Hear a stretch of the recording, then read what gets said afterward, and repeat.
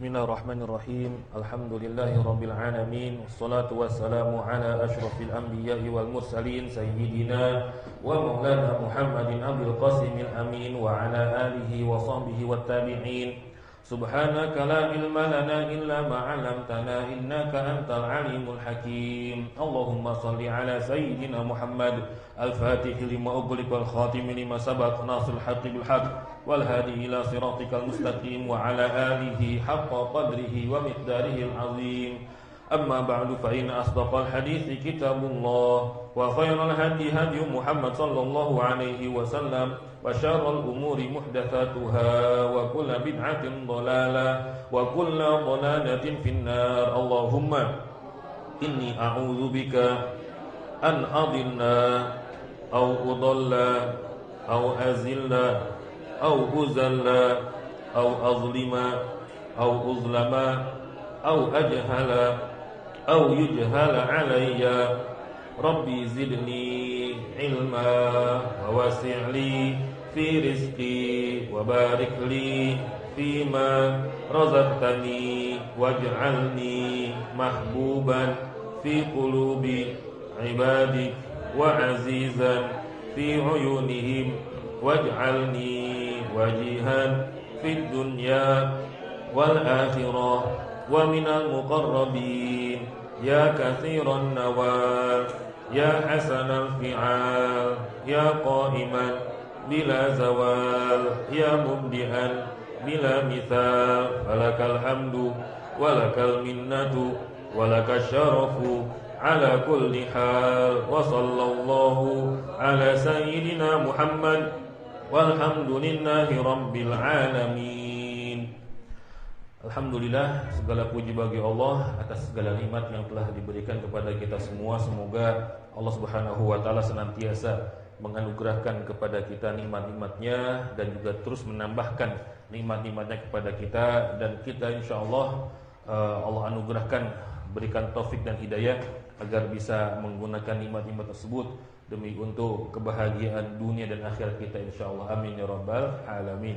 Salawat dan salam semoga tetap tercurah ke hariban Habib Muhammad sallallahu alaihi wasallam. Ikhwati fillah, hafizakumullah.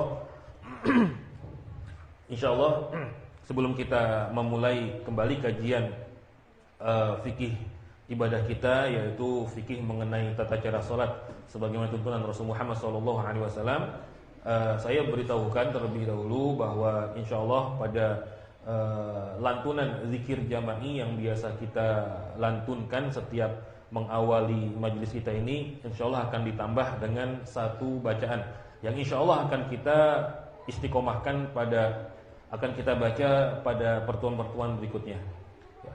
Sekarang kita ikuti dulu sama-sama bunyi daripada tambahan zikir jama'inya yang terletak antara zikir ya latif ya, sebelum la ilaha illallah Muhammad Rasulullah fi kulli lamhatin wa nafasin adada ma wasi'ahu ilmullah. Sebelum itu ya, kita sama-sama ultuf bina ya latif ya man huwa daimu ya man lahu tawsif ya man huwa alimu ya man la yakhfahul hal bi amrihi qaimu khaffif anna ma nazal wa kun bina rahimu. La ilaha illallah Muhammad Rasulullah. La ilaha illallah alaihi salatullah. Ultuf bina ya latif ya man huwa daimu ya man lahu tawsif ya man huwa alimu ya man la yakhfahul hal bi amrihi qaimu khaffif anna ma nazal wa kun bina rahimu La ilaha illallah Muhammad Rasulullah. La ilaha illallah alaihi salatullah.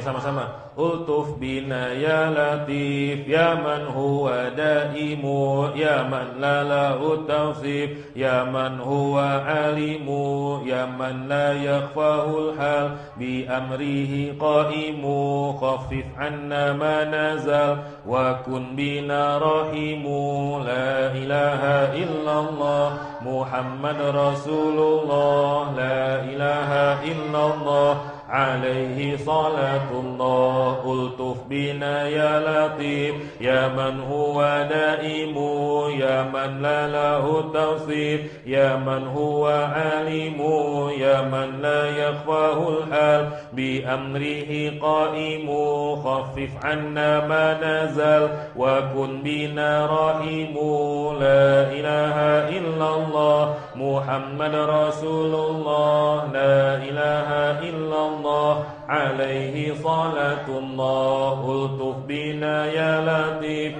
ya man huwa daimu ya man la lahu tawsif ya man huwa alimu ya man la yakhfahul hal bi amrihi qaimu khaffif anna ma nazal wa kun bina rahimu. La ilaha illallah Muhammad Rasulullah. La ilaha illallah alaihi salatullah. InsyaAllah akan kita baca pada pertemuan zikir jama'i yang akan datang insyaallah. Ikhwati fillah hafizukumullah, kita masih membahas tentang tata cara ruku. Ya, tata cara ruku sebagaimana yang dicontohkan atau yang dipraktekkan oleh Rasulullah SAW. Sudah beberapa poin yang kita bahas tentang tata cara ruku. Yang pertama, ketika hendak ruku, maka kita disunahkan untuk bertakbir dengan mengangkat kedua tangan. Sekali lagi ini hukumnya sunnah. Ya, hukumnya bertakbir dengan mengangkat kedua tangan sunnah. Tapi demi menjaga kesempurnaan sholat kita, maka kita harus juga melakukan perkara-perkara sunnah yang ada di dalam setiap gerakan atau bacaan sholat. Ya, maka yang pertama, yang termasuk adab ruku, bertakbir dan mengangkat tangan. Allahu Akbar, Allahu Akbar. Ingat, ketika takbir tangan kita harus menghadap ke arah kiblat, telapak tangan bagian dalam menghadap ke arah kiblat. Jadi enggak Allahu Akbar ya, tapi Allahu Akbar. Dan juga jari jemari tidak terlalu lebar, juga tidak rapat, biasa saja Allahu Akbar ya. Kemudian ruku. Yang kedua, punggung terjulur rata. Ketika kita ruku, maka punggung kita harus rata. Punggung kita harus rata, tidak boleh punggung kita lebih tinggi daripada pantat. Ya, maka antara pantat dengan punggung dan kepala ini harus rata. Apabila papan diletakkan di atas punggung kita, maka dia akan rata antara pantat, ya, kemudian punggung dan juga kepala kita. Nanti akan ada contohnya. Nah, di halaman ke-205 ada contoh gambarnya. Punggung rata dengan apa? Dengan pantat sejajar ya. Kemudian yang berikutnya yang sudah kita bahas juga, yaitu kepala rata dengan pantat seperti papan. Tidak menunduk dan juga tidak mendongak ke atas ngelihat. Dan juga tidak terlalu menunduk ya. Tidak terlalu menunduk juga. Kemudian yang berikutnya adalah meletakkan kedua tangan di atas lutut. Meletakkan kedua tangan di atas lutut. Tangan kita letakkan di atas kedua lutut. Sekarang yang kita bahas poin yang kelima. Ketika tangan kita berada di atas lutut memegang, maka bagaimana posisi jari jemari tangan kita? Ada beberapa riwayat. Yang pertama, jari direnggangkan. Lutut, jari direnggangkan. Seperti yang kita lihat pada gambar, jarinya direnggangkan begini. Ya. Mana riwayatnya? Wa'il bin Hujr radhiyallahu ta'ala anhu meriwayatkan anna Nabiy sallallahu alaihi wasallam kana idza raka'a farraja baina asabihi.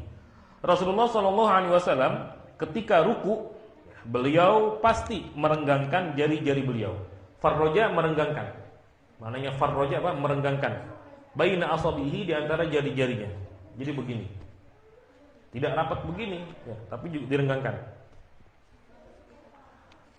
Kemudian yang keenam, posisi jari-jari lebih rendah daripada lutut. Posisi jari lebih rendah daripada lutut. Lutut tahu kan dengkul ya, lutut itu dengkul. Maka posisi jari lebih rendah dari lutut. Sehingga tangan kita ini bisa tegak begini ya. Ketika ruku, enggak dibengkokkan begini. Tapi ketika ruku tangan kita lurus. Tangan kita pun juga lurus. Ya, enggak bengkok. Salim Al-Barrad meriwayatkan, kami mendatangi Abu Mas'ud Uqbah bin Amr Al-Badri Al-Ansari. Kami meminta, ceritakanlah kepada kami tentang salat Rasulullah sallallahu alaihi wasallam. Maka beliau pun berdiri di depan kami di dalam masjid lalu bertakbir.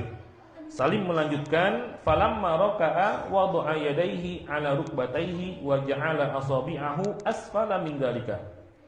Falamma raka'a, lalu ketika Rasul ruku, wada'a yadayhi, meletakkan kedua tangan, 'ala rukbatayhi, di atas kedua lutut, dengkul. Wa ja'ala, dan menjadikan asabi'ahu, jari jemarinya, asfala min dzalika, lebih rendah daripada kedua lutut. Ya, jadi hal tersebut sampai masalah detail seperti itu pun juga dibahas dalam ilmu salat ya, dalam ilmu salat dibahas. Ini menunjukkan bahwa jari-jari mengarah ke bawah lutut, akan tetapi diperbolehkan ya. Apa diperbolehkan? Alhasil jari jemari kita mengarah ke bawah lutut. Perhatikan gambarnya, halaman 207, gambarnya tangan di atas lutut, jari-jari lebih rendah daripada lutut ya. Kemudian yang ketujuh, yang berikutnya, jari-jari boleh memegang bagian belakang lutut. Nah, ini cara yang lainnya. Selain jari-jari memegang lutut dan berada di bawah kedua lutut, ada juga riwayat yang menjelaskan bahwasanya jari jemari kita boleh memegang bagian belakang lutut ya. Jadi posisinya begini ya. Salim Al-Barrad Abu Abdillah meriwayatkan hadis yang bersumber dari Uqbah bin Amr Al-Ansari radhiyallahu taala anhu. Salim mengatakan, qala Uqbah bin Amr, ala urikum salata Rasulillah sallallahu alaihi wasallam, qala faqama wa kabbara thumma raka'a wa jafa baina yadayhi wa wada'a yadayhi ala rukbatayhi wa farraja baina asabihi min wara'i rukbatayhi. Uqbah bin Amr berkata, maukah kalian ku perlihatkan, aku tunjukkan salat Rasulullah sallallahu alaihi wasallam? Salim berkata, beliau lalu bangkit berdiri, bertakbir. Artinya beliau ini mempraktekkan tata cara salatnya Rasulullah sallallahu alaihi wasallam. Berdiri, bertakbir, kemudian ruku dan merenggangkan kedua tangannya, seraya meletakkan kedua tangan di atas kedua lutut serta merenggangkan di antara jari-jarinya dari posisi belakang lututnya. Alhasil yang kedua ini ya, cara memegang lutut ya, ada dua cara. Yang pertama, jari jemari direnggangkan dan seluruh jari jemari ya, menghadap ke arah bawah ya, menghadap ke arah bawah. Riwayat yang kedua bahwa jari jemari kita berada di belakang lutut kita, berada di belakang dengkul kita. Kemudian berikutnya poin yang ke-8, lama waktu ruku. Berapa lama sih waktunya ruku itu? Ruku, sujud, duduk di antara dua sujud dan i'tidal dapat dilakukan dalam masa waktu yang hampir sama dalam lamanya. Ini kurun atau durasi waktu ruku, sujud dan juga duduk antara dua sujud biasanya hampir sama, tidak jauh berbeda. Para ulama menegaskan bahwa kalau ingin melamakan gerakan sholat, maka hendaknya yang dilamakan itu adalah sujud. Jadi kalau pengen melama-lamakan gerakan sholat, maka yang dilamakan apa? Sujudnya, ya sujud. Tapi bukan hanya sujud yang terakhir saja. Terkadang orang kita banyak hanya sujud terakhir saja beliau lama sujudnya. Ya. Sujud lama banget sujud yang terakhir. Silahkan, nggak jadi masalah kalau sholatnya sendiri. Tapi kalau sholatnya dia sebagai imam, maka hendaknya tidak melakukan hal tersebut. Ya. Kalau dia menjadi imam, hendaknya tidak melakukan hal tersebut. Itu hanya sujud terakhir saja yang paling lama. Lama bang, ditungguin sama makmumnya. Kok nggak berdiri ini ya? Akhirnya ditarik kakinya sama makmum di belakang. Ditarik kakinya ya. Kalau ingin lama sujudnya, dari sujud yang pertama lama ya. Dari sujud yang pertama lama. Sujud yang kedua begitu juga lama. Sujud yang ketiga lama. Keempat lama. Kelima lama. Keenam lama. Nggak jadi masalah, silahkan. Kalaupun ingin sujud terakhirnya saja yang lama silahkan, gak jadi masalah. Ya, tapi perhatikan, mohon diperhatikan, kalau jadi imam hendaknya jangan melakukan. Tapi kalau sholat sendiri di rumah, ya silahkan, bebas. Mau sampai sejam dia sujud terakhirnya silahkan, gak jadi masalah. Sampai bokes-bokes jidatnya ya, silahkan, gak jadi masalah ya. Tapi kalau jadi imam atau jadi makmum, begitu pula jadi makmum jangan. Jadi makmum itu ketika makmum sudah bangkit untuk tahiyat terakhir, dia masih sujud lama, makmum boleh nggak? Kalau masalah boleh atau nggak bolehnya silahkan, nggak jadi masalah. Tapi pantasnya ya, makmum harus mengikuti imam ya, karena ju'ilal imam liyu'tama bihi. Imam itu dijadikan untuk diikuti. Imam dijadikan untuk diikuti. Kita mengikuti imam sholat, tujuannya adalah kita mengikuti imam kita ketika sholat. Maka ketika imam bangkit, Allahu Akbar, kita bangkit. Jangan kita nunggu terlalu lama. Imam kita sudah bangkit, kita masih sujud. Khusyuk banget gitu ya. Ya beda khusyuknya orang yang ahli ilmu dengan khusyuknya orang yang hanya rajin ibadah, beda. Ya, mana lebih afdol? Ya lebih afdol khusyuknya orang yang punya ilmu. Mana yang lebih afdol antara orang yang punya ilmu? Dia punya ilmu, dia sudah tahu ilmunya. Bahwasanya imam itu dijadikan imam untuk diikuti oleh si makmum. Dia makmum, maka ketika imam bangkit dia ikut bangkit. Dengan orang yang nggak tahu masalah itu, kemudian dia ketika imam sujud dia sujud, ketika imam bangkit dia belum bangkit, sujud terus lama. Baru setelah assalamualaikum warahmatullahi baru dia bangun. Assalamualaikum warahmatullahi. Maka seyogyanya seharusnya makmum atau imam tidak melakukan hal tersebut. Kalaupun ingin melakukan silahkan disamaratakan antara sujud yang pertama, sujud kedua, ketiga, keempat sampai sujud yang terakhir ya. Durasinya sama. Ruku, sujud, duduk di antara dua sujud dan i'tidal dapat dilakukan dalam waktu yang hampir sama dalam lamanya. Al-Bara' bin Azib radhiyallahu taala anhu meriwayatkan, kana ruku'un Nabi sallallahu alaihi wasallam wa sujuduhu wa idza rafa'a minar ruku' wa baina sajdataini qariban minas sawa. Adalah ruku' Rasulullah sallallahu alaihi wasallam dan sujud beliau, dan ketika beliau bangun dari ruku' dan antara dua sujud semuanya hampir sama. Ya, jadi durasi atau lama waktunya ruku', sujud, kemudian i'tidal, duduk antara dua sujud, i'tidal ya, dan kemudian duduk antara dua sujud ya, itu semua durasi lamanya hampir sama. Ya, kurang lebih sama. Kemudian ruku juga boleh dilakukan dengan lama waktu sama dengan berdiri. Ya, jadi ketika kita ruku, Allahu Akbar ruku. Boleh lamanya boleh sama ketika kita berdiri. Kita berdiri, Bismillahirrahmanirrahim, Alhamdulillahirabbil alamin, Arrahmanirrahim, Maliki yaumiddin, Iyyaka na'budu wa iyyaka nasta'in, waladdallin amin. Terus baca surah Bismillahirrahmanirrahim, Alif Lam Mim, Dzalikal kitabu la raiba fihi hudal lil muttaqin, sampai satu surah Al-Baqarah misalkan yang berdiri. Dia ruku juga sama seperti itu, boleh enggak? Boleh. Ya.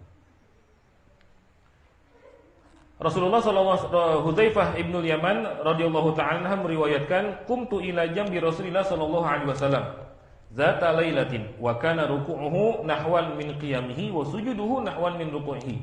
Faqada salatahu wa qad kadat rijlaya tankasiru. Aku salat di sisi Rasulullah sallallahu alaihi wasallam. Kata siapa ini? Kata Hudzaifah ibnul Yaman. Hudzaifah ibnul Yaman termasuk orang kepercayaan Rasulullah sallallahu alaihi wasallam. Dan setiap nabi punya orang kepercayaan. Kita pun juga punya orang kepercayaannya. Biasanya kita juga punya orang kepercayaan. Orang-orang besar itu pasti punya orang kepercayaan. Siapa orang yang dipercayainya?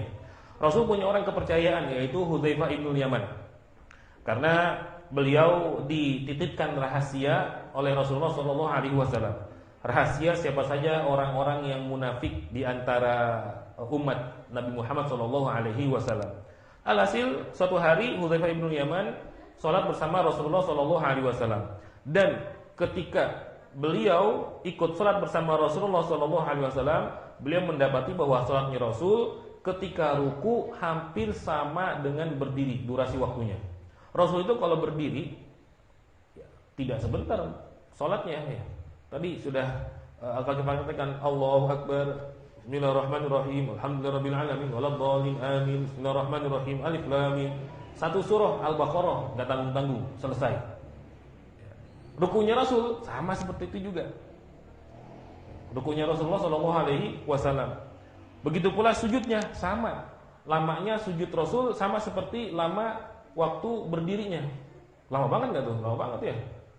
Kita baca Quran 1/4 juz saja atau setengah juz itu bisa 1/4 jam, 1/4 jam yang normal.